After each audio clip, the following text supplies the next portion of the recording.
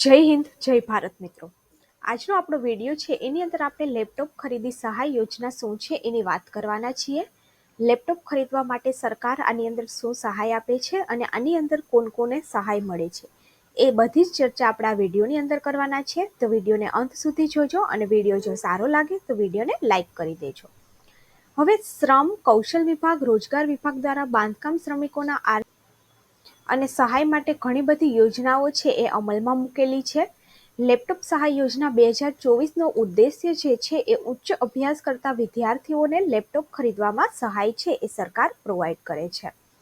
હવે આની અંદર સહાયની રકમની આપણે વાત કરીએ તો લેપટોપ ખરીદી કિંમતના 50% અથવા તો 25,000 બેમાંથી જે ઓછું હોય તે સહાય છે એ આની અંદર આપવામાં આવે છે। હવે આપણે નવી નવી માહિતી છે એ રેગ્યુલર અપડેટ કરવા માટે એક વોટ્સઅપ ગ્રુપ પણ બનાવેલું છે, જેની લિંક મેં તમને ડિસ્ક્રિપ્શન બોક્સમાં આપેલી છે। તો જો તમે પણ વિડીયો તરત જોવા માંગતા હોય તો ગ્રુપની અંદર જોડાઈ જાઓ અને આવી નવી નવી માહિતીથી માહિતગાર રહો।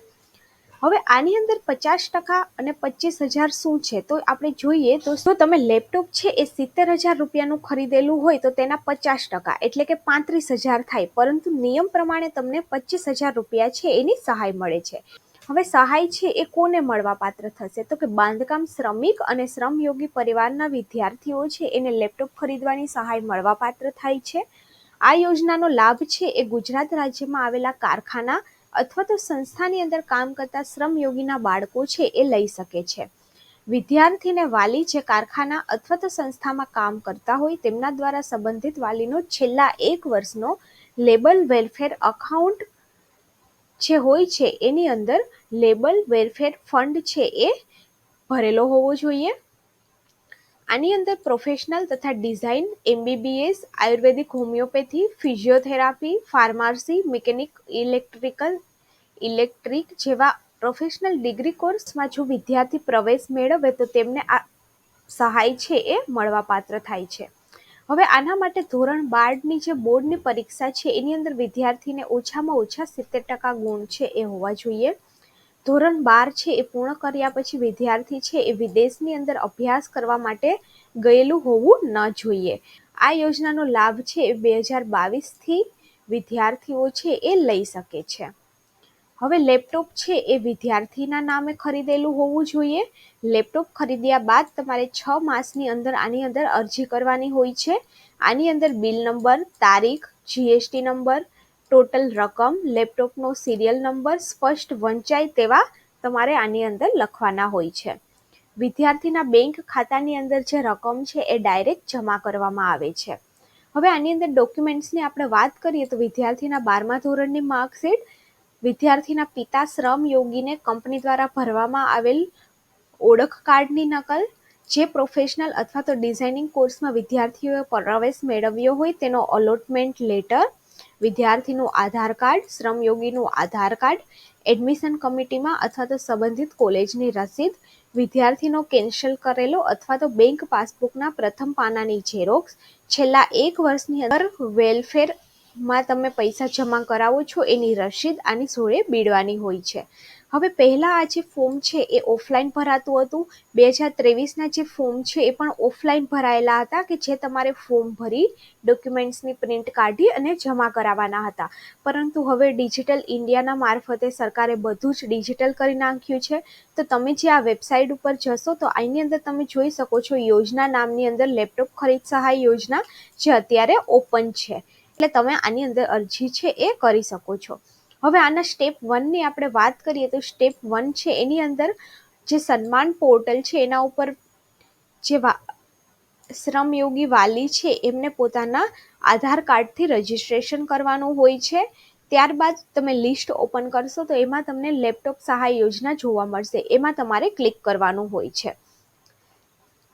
આની અંદર રજીસ્ટ્રેશન કરવા માટે સૌથી પહેલાં તમારે શ્રમયોગીનું આધાર કાર્ડ અને યુઝરનો પ્રકાર એટલે બાંધકામ શ્રમિક છે, કારખાના સંસ્થાના શ્રમિક છે કે અન્ય શ્રમિક છે એ તમારે અહીંયા પર લખવાનું હોય છે। ત્યારબાદ જ તમે આની અંદર રજીસ્ટ્રેશન છે એ કરી શકો છો। હવે એકવાર તમારું રજીસ્ટ્રેશન થઈ જાય ત્યારબાદ તમારો એક લોગિન આઈડી જનરેટ થાય છે પાસવર્ડ નાખી।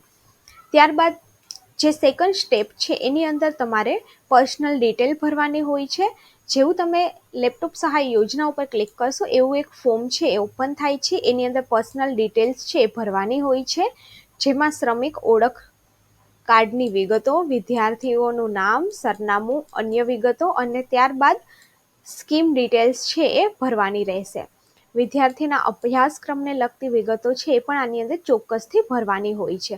ગયા વર્ષનું જે ફોર્મ છે એ આવ્યું હતું, એની અંદર જે પર્સનલ ડિટેલ્સ છે એમાં એક તો વિદ્યાર્થીનો ફોટો આવશે, ત્યારબાદ વિદ્યાર્થીઓનું નામ, બેંક ખાતું, એડ્રેસ, વિદ્યાર્થીના વાલી જે સંસ્થામાં કાર્ય કરતા હોય તે સંસ્થાનું આખું એડ્રેસ, ત્યારબાદ ત્યાંનો એમનો લેબર વેલફેર અકાઉન્ટ નંબર હશે એ અહીંયા પર લખવાનો હોય છે.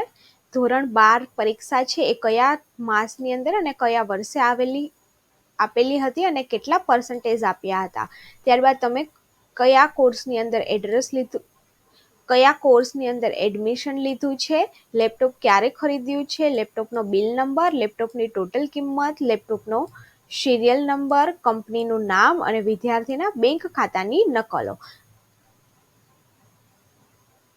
આટલી જે વિગતો છે એ આની અંદર પર્સનલ ડિટેલ્સમાં ભરવાની હોય છે. ત્યારબાદ વિદ્યાર્થીઓએ ડોક્યુમેન્ટ્સ છે અપલોડ કરવાના હોય છે. એની અંદર જે ફિઝિકલ ડોક્યુમેન્ટ્સ માંગેલા હોય, જેમ કે લેપટોપનું બિલ છે, વિદ્યાર્થીની માર્કશીટ છે, વિદ્યાર્થીનું આધાર કાર્ડ છે, વિદ્યાર્થીના વાલીનું લેબર વેલફેર અકાઉન્ટની રિસિપ્ટ છે, એ બધા ડોક્યુમેન્ટ્સ આની અંદર તમારે સબમિટ કરવાના હોય છે અપલોડ ડોક્યુમેન્ટ્સની અંદર. ત્યારબાદ આ એક બોનોફાઇડ સર્ટિફિકેટ છે.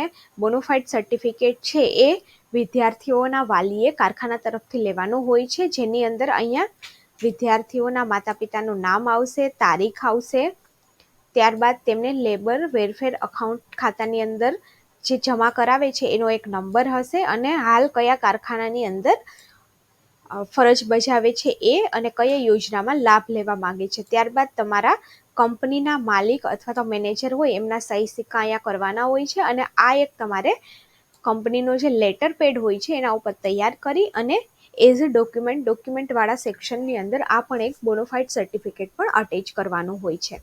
ત્યારબાદ તમે સબમિટ કરશો એટલે તમારી એક એપ્લિકેશન નંબર જનરેટ થઈ જશે. એ એપ્લિકેશન નંબરની મદદથી તમે પ્રિન્ટ કાઢી અને તમારે પ્રિન્ટ છે એ સાચવી રાખવાની છે.